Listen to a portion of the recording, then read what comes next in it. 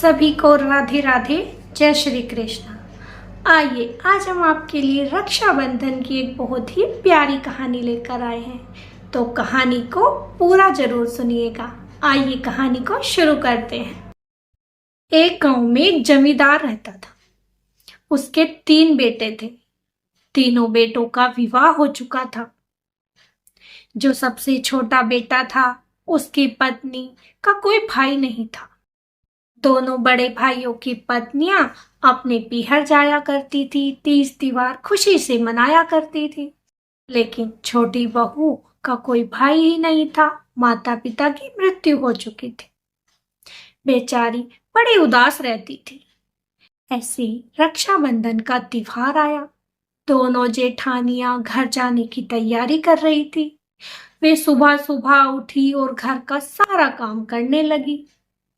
तब छोटी बहू कहने लगी, दीदी क्या बात है, आज बहुत जल्दी उठ गए हो और जल्दी ही घर का सारा काम भी कर लिया है, कहीं जाना है क्या? तब दोनों जेठानियां मुंह सकोड़ती हुई बोली, हाँ तुझे क्या पता होगा कि आज रक्षाबंधन है और रक्षाबंधन के दिन सभी बहनें अपने भाइयों को राखी बांधने जाती हैं। जब ये बात छोटी बहू ने सुनी तो वो बेचारी उदास हो गई कि अगर आज मेरा भी कोई भाई होता तो मेरी जेठानियां मुझे यूं ताने ना मारती। दोनों जेठानियां तैयार होकर बन सवर कर अपने घर चली गई। उधर बहू अपने कमरे में अपने कृष्ण भगवान को याद कर रही थी। हे कान्हा जी, अगर मेरा भी एक भाई होता तो मैं भी उसे राखी बांधने अपने घर जाती, सब कुछ कितना अच्छा होता। और ये कह कहकर वह उदास हो रही थी। तभी उनके दरवाजे पर किसी ने दस्तक दी। बाहर जाकर देखा तो एक सुंदर सा लड़का वहां पर खड़ा हुआ था। उसके पति ने कहा, भाई तुम कौन हो? तो वह कहने लगा, मैं सोनिया का भाई हूँ और उसे रक्षाबंधन पर अपने घर लिवाने जा रहा हूँ। तब उसका पति कहने लगा, अरे भाई, मेरी पत्नी का तो कोई भाई है ही नहीं, फिर तुम कहाँ से आए?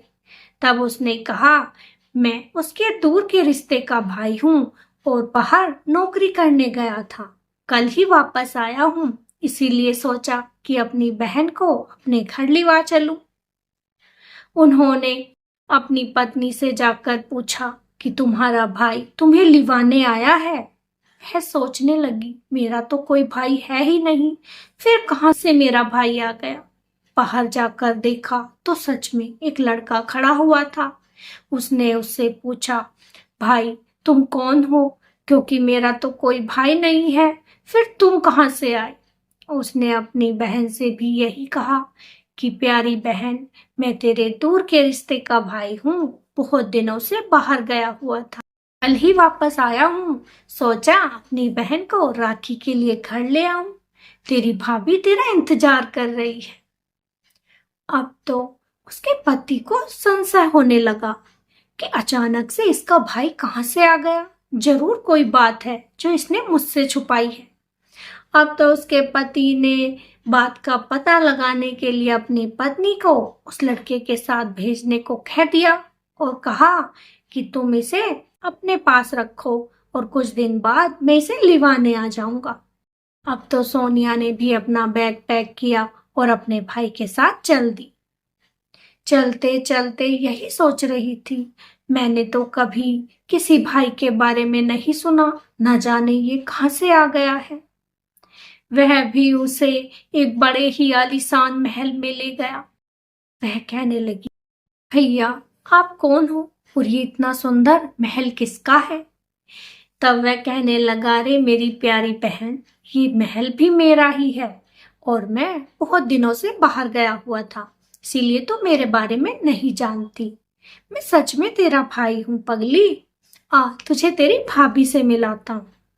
अंदर गई तो भाभी ने भी अपनी नंद का बड़ी धूमधाम से स्वागत किया। उसके लिए अनेकों प्रकार के व्यंजन बनाए गए। अच्छी खासी खातिर हो रही थी। अब तो सोनिया का मन वहां पर खूब लग रहा था। धीरे धीरे समय बीता। और रक्षाबंधन का त्योहार आया। त्योहार भी बड़े अच्छे से बिताया गया। अच्छे अच्छे पकवान, मिठाइयाँ, खूब सारी सेवा सोनिया की गई। उसने भी बड़े प्यार से अपने भाई को राखी बांधी और वहां पर खुशी खुशी रहने लगी। उधर उसके पति ने सोचा, अब तो रक्षाबंधन भी बीत गया है, तो क्यों ना अपनी पत्नी को लिवाने उसके मायके जाऊं, देखूं तो जरा कहाँ है उसका मायका। अब उसने जहां पता बताया था उसी के हिसाब से सोनिया का पति उसे लिवाने के लिए आ गया। उसने देखा, अरे बहुत बड़ा महल बना हुआ है, नौकर चाकर खूब लगे हुए थे। जब वह अंदर गया उसकी भी बड़ी खातिरदारी हुई। वह हैरान, अरे सोनिया का इतना बड़ा मायका है, इतना अमीर भाई है, इसने कभी नहीं बताया। ये तो बड़ी चालाक निकली। अब ऐसे ही कुछ दिन वह भी अपनी ससुराल में रहा, खूब आवभगत हुई, मजे से दिन बीत रहे थे। अब चलने का समय आ गया। उसने विदा ली और अपने पति के साथ अपने ससुराल को चल दी। भाई ने बहुत सारा धन अपनी बहन को भेंट में दिया। अब पति तो बहुत खुश था, अरे वाह, साले साहब ने तो बहुत सारा धन दिया है, अब तो मेरी खूब वाहवाही होगी। अपनी पत्नी के साथ वह चल दिया। लेकिन जब आधे अधूरे रास्ते में पहुंच गए तो उसे याद आया कि तेरा कुर्ता तो वहीं पर टंगा रह गया। मैं अभी अपना कुर्ता लेकर वापस आ जाऊंगा। वह बोली, कोई नहीं जी, दूसरा बनवा लेना, अब कुर्ता ही तो था, उसके लिए आप वापस जाओगे, बहुत देर हो जाएगी, अब हम घर चलते हैं। लेकिन वह ना माना। उसने कहा, नहीं, कुर्ता तो मुझे लेके ही आना है। वह अपनी पत्नी के साथ वापस अपनी ससुराल को चल दिया। लेकिन जब वह ससुराल की जगह पर पहुंचे जहां बहुत बड़ा आलीशान महल बना हुआ था, वहां पर एक पीपल का पेड़ था और उसकी एक शाखा पर उसका कुर्ता टंगा हुआ था। ये देखकर तो पति हैरान हो गया और सोचने लगा, ये कैसी माया है, यहाँ तो बहुत बड़ा महल था, बहुत नौकर चाकर घूम रहे थे, वे अचानक से कहाँ चले गए। यहाँ तो एक पीपल के पेड़ के सिवा और कुछ भी नहीं दिखाई देता। वह अपनी पत्नी से पूछने लगा, बता, ये कौन सा षड्यंत्र है, तूने मुझसे क्या छुपाया, नहीं तो आज मैं तुझे यहीं मार दूंगा। और वह ये कहकर अपनी पत्नी को मारने लगा। जैसे ही वह अपनी पत्नी को मार रहा था तो उस पीपल के पेड़ में से श्री कृष्ण भगवान प्रकट हो गए। बोले, रुक जाओ, तुम नहीं जानते कि तुम्हारी पत्नी हर रक्षाबंधन पर मुझे राखी बांधती है, क्योंकि उसका कोई भाई नहीं है। उसने मुझे ही अपना भाई माना था और वह मुझे ही राखी बांधती थी। इस बार उसने अपने भाई से मिलने की इच्छा जाहिर की थी, इसीलिए वो मेरी सच्ची बहन है और मैं सदा सदा उसके साथ रहूंगा। वो मैं ही था और वो मेरा महल ही था जिसमें तुम इतने दिन रहे और तुमने इतने अच्छे से दिन बिताए। मैं अपनी बहन का साथ कभी नहीं छोड़ूंगा। जब ये सारी बातें सोनिया के पति ने सुनी तो वह हाथ जोड़कर भगवान के आगे खड़ा हो गया और कहने लगा, हे प्रभु, मुझे क्षमा कर दीजिए। मैंने तो सोचा था कि ये मुझसे झूठ बोल रही है और जरूर यह कोई षड्यंत्र जानती है, कोई मोह माया करना जानती है जो इसने मुझ पर की थी और मुझे वो सब नजारा दिखाया था। लेकिन आज आपने मेरी आंखें खोल दी कि जिसका कोई नहीं होता उसका भगवान होता है। अगर हम सच्चे मन से भगवान के साथ कोई रिश्ता बनाते हैं तो भगवान उसे जरूर निभाते हैं।